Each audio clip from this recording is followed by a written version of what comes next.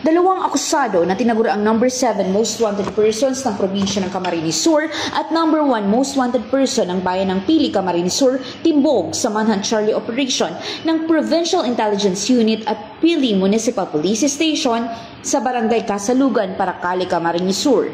Ang dalawang suspect ay may kasong robbery with force upon things in an inhabited house or building na isinampa noong May 13, 2023 at may piyansang 72,000 pesos.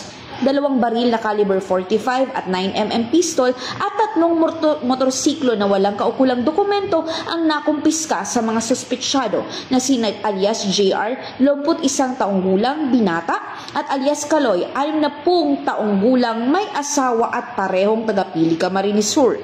Ayon kay Police Colonel Virgilio O. Olalia Jr., Provincial Director ng Camarines Sur Police Provincial Office, ang pagkakadakip ng mga suspect ay alinsunod sa mga patakaran ng Chief PNP at ng Enhanced Monitoring Police Operations ng CSPPO at sa mas pinaigting na kampanya kontra krimen sa buong lalawigan ng Camarines Sur. Mula dito sa Legazpi City, Albay, ako ang inyong PNN correspondent, Patrolwoman Jara De Luterte, alagad ng batas, tagataguyod ng Balitang Pulis.